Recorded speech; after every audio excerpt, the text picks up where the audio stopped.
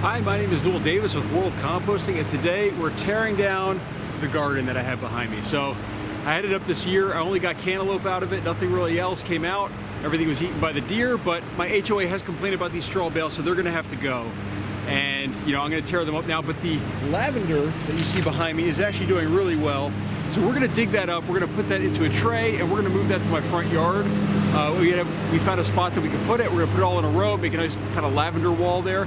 So right now though, I'm gonna show you what's gonna happen. I'm gonna tear this down. We're gonna move all the straw bales to the side. We're gonna rake this out. And then what we're gonna do is I'm gonna plant some grass seed and put grass back over here. So let's get to it.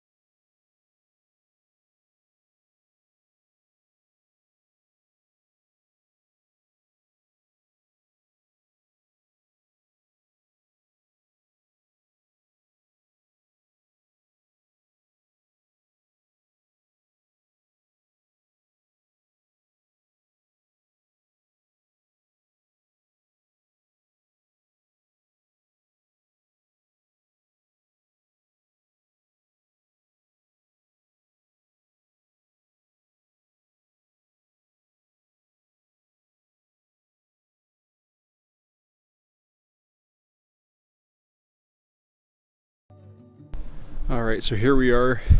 We just knocked over our first bale. You can see really well how much depth we have there. It looks like about 8 inches on this side. The ground that was there, as you can see, it's just 100% clay. It is brown compared to this nice, dark, rich, humus color or humus color. You can see here on the straw bale how it's as deep as my hand here. So it's a good depth that we had this at, and it looks like the soil here is really good. The roots grew down really deep in a lot of these places, especially in these straw bales with the lavender. A lot of it did very well.